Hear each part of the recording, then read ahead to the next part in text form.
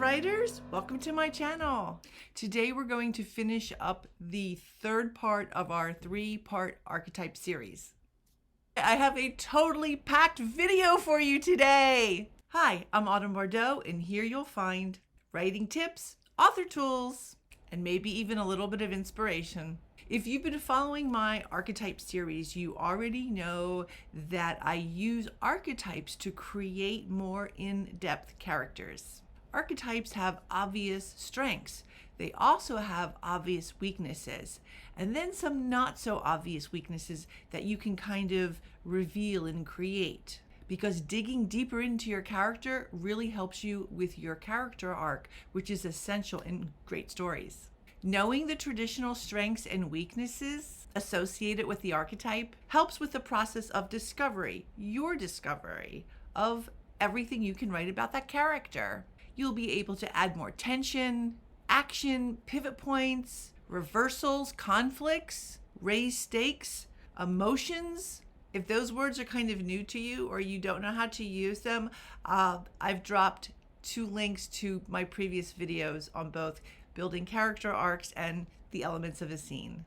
Before we get started, and you probably already know what I'm going to say if you've watched the 2 previous videos, I want to say that archetypes are gender fluid. If one of the archetypes is associated with a particular gender, that's an old school rule. It no longer applies. So don't feel bound by that. Okay, I have a packed video today. So hold on to your seats and I'm going to try to crush it all in. The caregiver. They're all about generosity and compassion. They're selfless, but they can be prone to martyrdom. And you know what? They're often enablers. Their generosity, their compassion, their selflessness, those are all good things, right? The enabling, not so much. But there's a lot more you can do to add negative and positive aspects to the caregiver archetype. On the good side, they can always be there for the protagonist. They can be an emotional or mental or spiritual pick-me-up. On the negative side, they can be intrusive, nosy, and don't deliver quite the right care that the protagonist needs. Not everyone likes a hug. Or maybe the caregiver needs some kind of care. What do they call that now? Self-care. Their character growth can come from them not caring enough about themselves. Or maybe they have to learn that the protagonist needs to find their inner strength, that they shouldn't be the protagonist's crutch, and that the protagonist shouldn't be so reliant on their caregiving. Well, obviously that we need people when we're down, and people can help us, that we need care. And also that we should also be caregivers ourselves to other people, that other people need care, that it is often a reciprocal relationship. The next archetype is the seeker, wanderer, explorer. This archetype seeks the unknown. Now they can be oppositional, they can buck the trends, have wanderlust, break the rules, bend the rules to get to whatever it is that they seek. Curiosity is their middle name. What are they seeking? Is it treasure or wisdom or themselves? Are they seeking it for personal gain, for personal glory? Or do they seek justice for others? Do they seek wisdom for all? What they seek and why they seek it speaks volumes to the reader. Other things you might want to consider with the seeker. Do they find that which they seek? What happens if they find it?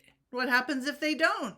Or what if what they sought wasn't what they thought at all? As you can see, the seeker, wanderer character, you can add a lot of complexity with pivot points, plot points, discovery, self-revelation, and conflict. All by looking at your seeker's motivations and if they find it and what it is. What the seeker, wanderer, explorer does for the reader is help us discover our own uniqueness, our own perspectives, and our own callings in life. What's your calling? The seeker helps us take an active part in our own self-discovery, to question the world. The outlaw destroyer is next. It is the favorite antagonist of many films and stories. This archetype has rage. It can be repressed or not, and that rage can be against society, other people, rules that no longer serve, laws that no longer serve, politics, cultures, dogmas, you name it. This archetype tends to be ruthless.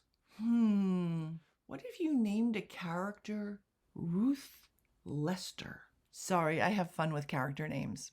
The flaws of the destroyer are pretty obvious. We've got the whole destruction thing going on. But what about their strengths? They need some.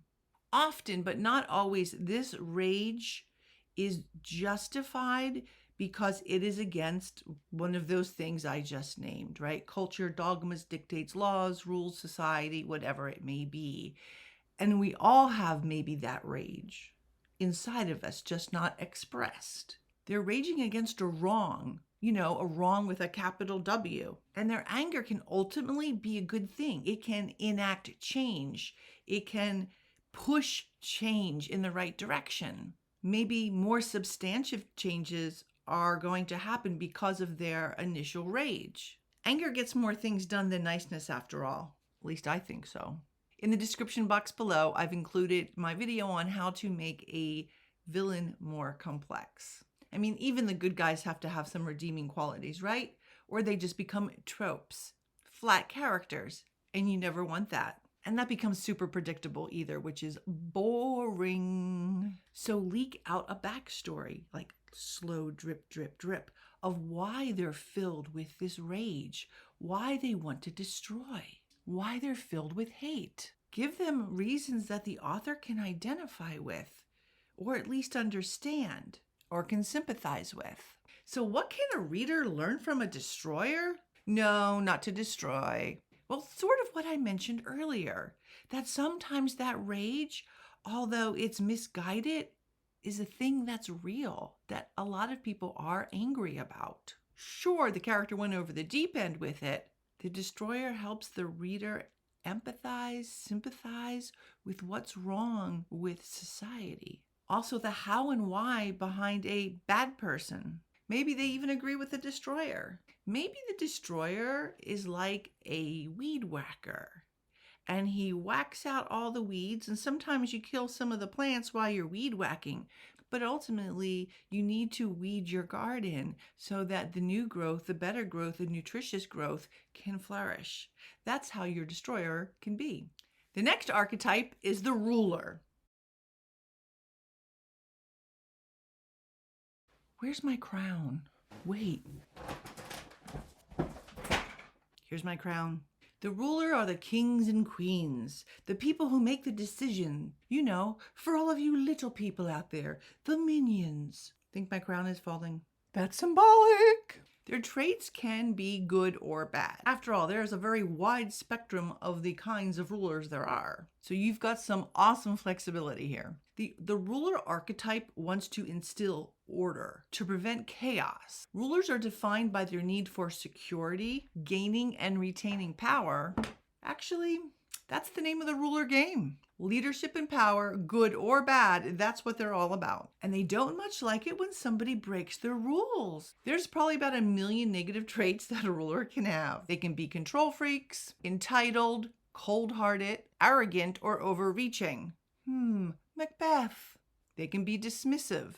They can be evil. They can be good. They can be out of touch with the little people. I think this is true for any ruler, noble or political.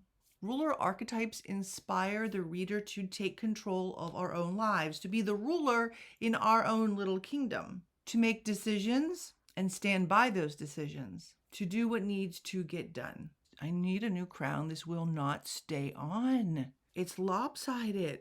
Is my rule lopsided? The magician is next.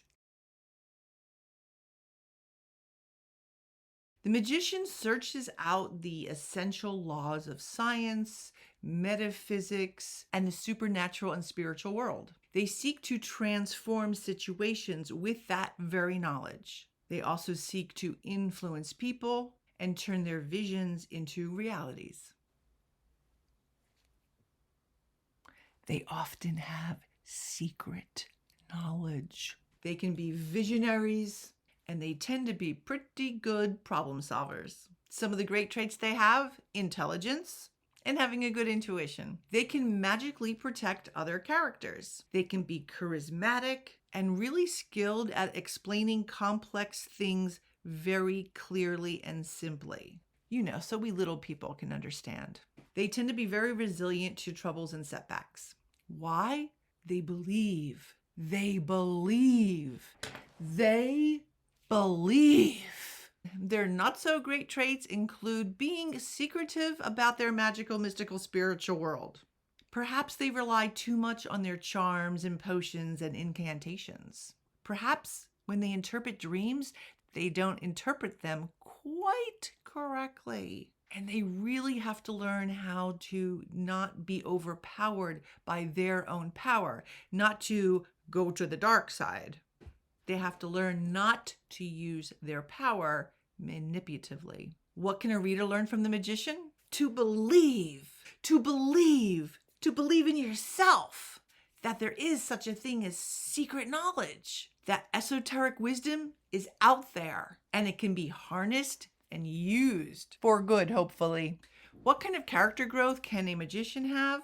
Well, there's that whole temptation to use your magic for personal gain kind of thing going on, to over manipulate people and events and situations that would have dire consequences and have wide world cataclysmic repercussions. All that secret keeping can get them into trouble. Little trouble, big trouble, like you messed up the time-space continuum or something. Their magic may get into the wrong hands. They may deem the wrong people worthy. They give the wrong people their secret knowledge. They can be overconfident in their power. They have to learn to stay centered, focused, humble, to stay true and pure, and all that good stuff. They can't let the magics take over and steal their soul or consume their life. The sage is next. The sage seeks the truth, and the truth will set us free. They can be academics, professors, gurus, experts, wise men, or mentors. They believe that learning never stops and that wisdom rules. They take all kinds of truths: mental, spiritual, philosophical, cultural, anything you can think of, and they use it to understand the world's truths. They help others see the light, to find the light within themselves, to look at things with a whole new perspective. The sage may or may not have faith in mankind. That's up to you. They are really good at giving their students things to do, tasks to perform, lessons to learn, whatever helps them get out of their ignorance. And those sages are pretty darn confident about their wisdom. Maybe too confident.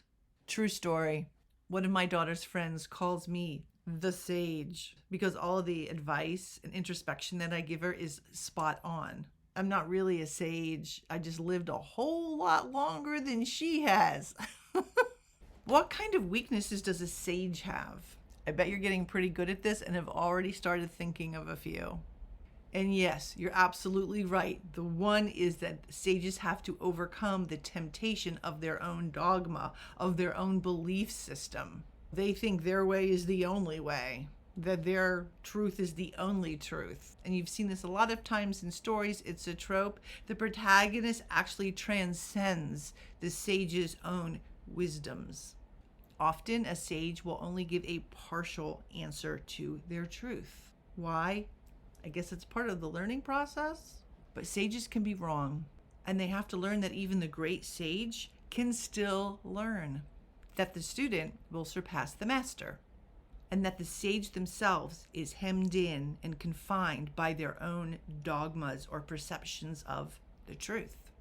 What do readers learn from the sage?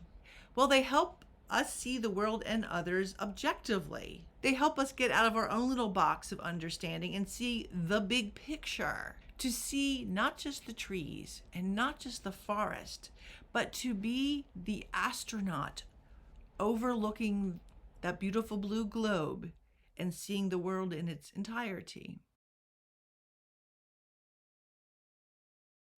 The jester. The jester enjoys life, but he also tends to be a little bit lazy. They like to live on the wild side. They're playful, but can get bored pretty fast. Jesters poke fun at people. They mock people and situations. And that can be mean. But they do it in a funny way that gets people to laugh. Maybe not everybody. And they can always be counted on to lighten up a room. They laugh a lot, they joke a lot, and they don't take things all that seriously. They tend to have a lot of friends, and they find new ways of looking at old things or issues or problems. Authority, not their thing. Jesters don't tend to reveal their true feelings. They're well hidden behind their mask of jokes. Most comedians are jester types. Jesters aren't so good at reality checks, time management, or all that adulting stuff. What do jesters teach the reader? To lighten up, to have a laugh, that anything can be made funny, even the boring or the horrible. They teach us that there is room for humor in almost any situation, almost. They also teach us that a good mood is contagious. So how does a jester have character growth? Well, they can mock and make fun of the wrong person, or the right person at the wrong time. They can learn that humor doesn't solve every problem, that joking around all the time doesn't get things done, that their silliness can lead to resentment, anger, fear, or hostility, and they can be dismissed or disrespected, that their jokes and jesterness, is that a word? Hide a deep sadness or some horrible occurrence. You've seen it before in the movies, right? Where there's the funny guy, the jester, and he's cracking all the jokes. And then everybody's laughing, and he turns his head, and the camera pans onto his head. The smile slips off his face. And ooh, you're thinking, ooh, what's he really thinking? What lurks deep in the jester's soul? What person or event will crumble, destroy his jovial attitude? What truths lurk at the edge of his jokes? And will they be his undoing? The trickster. The trickster is an ancient archetype from way, way, way back. The trickster breaks the gods' rules. Loki is a trickster. Puck from Midsummer Night's Dream is a trickster. Bert Simpson is a trickster. Coyote in Native American mythologies is a trickster. The Roadrunner is a trickster. Now you know what a trickster is. The trickster is very intelligent. Never underestimate them. They're schemers, and the range can be anywhere from sinister to good-hearted. He is purposely mischievous, and the purpose is to teach you, mortals, or the gods, something about life, or to give them a dose of their own medicine. He is a malicious practical joke player. A trickster defies conventions, and they love to disobey the rules of the gods and humankind. The trickster plans his tricks. They're cunning and devious. Usually the gods or the humans will understand the point once the trick is played, but not always. In other words, sometimes the lesson is learned and sometimes not. What does a trickster figure teach the reader? That nothing is sacrosanct. That even the best laid plans can go horribly wrong. To expect the unexpected. How can a trickster figure have character growth? Glad you asked. Trickster's tricks can work or not. The lesson can be learned or not. The trickster may learn that his tricks piss off the wrong people who can play tricks on him. And his tricks can have unintended consequences. Maybe for him, maybe for others. He learns that his tricks can anger the wrong people. And by wrong people, I mean the people who have more power than he does. Maybe he learns that it's not his lesson to teach, that people can get hurt. The trickster learns that he can be as infallible as anybody else. Does your protagonist best the trickster, fall under their sway, or learn valuable lessons? That's up to you. The lover. It can be parental, familial, spiritual, or platonic. The lover tends to be captivating, passionate about something, and they can be all about self-improvement. The protagonist's improvement. They're great at building relationships, nurturing relationships, and making others feel appreciated. They're good at helping people find love and friendship, and they can do this through beauty or communication and closeness. They're all about connecting with people and personal connections. Personal connections. They teach the reader that personal connections are super important for everyone. That people who need people are the luckiest people in the world. Remember that old song?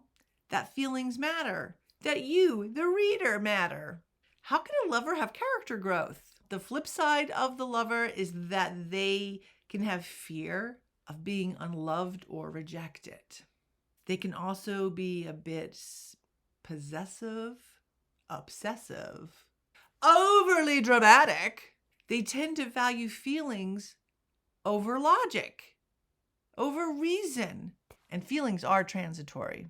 Or maybe they have to realize that haters gonna hate and that not everybody is comfortable with all that connecting. Or maybe people aren't comfortable with all the feels. Maybe the lover gets burned, lied to, or cheated on. The temptress. She's the femme fatale, the siren. She's hot, sexy, sensuous, alluring. You know, all those adjectives. And you know what her job is. It's to bring about the downfall of the hero. She's gorgeous, desirable, witty, charming, intelligent, but ultimately unethical, immoral, and unscrupulous. She will have her way. She leads the protagonist astray, slowly or quickly, gets them to do risky things they might not have, and do things they normally wouldn't do. The temptress thwarts. Thwarts. I love that word. Thwart. And sometimes the hero doesn't even know he's thwarted until he does. The temptress offers the dark side on a golden platter with lots of cleavage. Sometimes she's pretty obvious, but often not. And the temptation doesn't always have to be, naughty. It can be spiritual or philosophical. Now, you're not just born a temptress. Something in her life made her that way. She probably experienced some kind of tragedy or great trauma in her life that made her react that way, to do what she needs to do to get what she wants. Somehow, somebody exploited her some way, so that's the only way she knows. She doesn't have to be bad to the core. You get to decide whether she is redeemable or not, and usually at the end of the story. So what does the reader learn from the temptress? Well, the reader learns that good men and good women can be thwarted. They can be tempted. That temptation isn't always obvious. Here's an apple. That it can be subtle, done in stages, not with a walk down a path, but just a gentle, occasional shuffle. You can follow those alluring crumbs bit by bit, and gradually you veer quite far away from your path. And then you look up and bam, it's decision time. And how did the protagonist get there? That's when they realize, aha, the temptress. The temptation. Now, the temptation can be a million different things, but the temptation has to sound really, really good. It has to be really, really good. Like, wait, that's why it's tempting. What kind of character growth can a temptress have? She can have an epiphany about why she is the way she is, that she didn't have to go to the dark side, that she can become a better person. She can grow a heart. She can feel bad about what she's doing. She can be affected by her conscience. You get to decide. Is she redeemable or not? The platonic ideal is the last archetype in the series.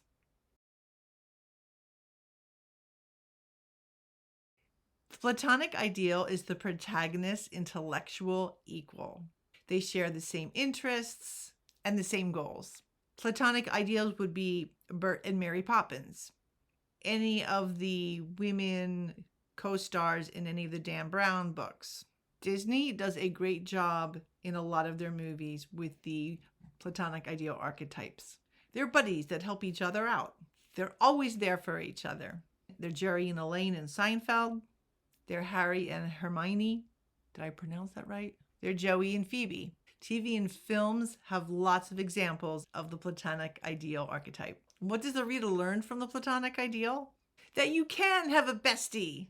That you can have a bestie of the opposite sex without all that other stuff getting in the way. That it's good to have another perspective. That you need a partner in crime or someone you can laugh and cry with. That you need a friend. How does a Platonic ideal have character growth? Well, the common trope is that the Platonic ideal has romantic feelings for the protagonist. I think that might even be a subgenre in romances. I think it's best friends to lovers. There can be an inclusion of another best friend, a third wheel, better friend. There can be friend friction. The best friend may be harboring a secret that if the protagonists know, they will never look at the Platonic ideal the same again. That the secret that they keep is so horrible, whatever horrible thing, that it will destroy their friendship forever. The Platonic ideal can find their soulmate, and it's not the protagonist. They can get engaged and get married and don't have time for you. That's it for archetypes. Remember, an archetype can do anything. Anything. The question will always be, why? Down below, I've included the male and female archetypes along with some of the others that I had mentioned earlier about scenes and character arcs. So check those out if you haven't seen those already. Next week, I will be discussing how to find time to write when you work full time. So I hope you'll join me for that. And now you know what you need to do. And if you've watched me before, you know what I'm going to say. Dream, create, and embrace. Bye-bye.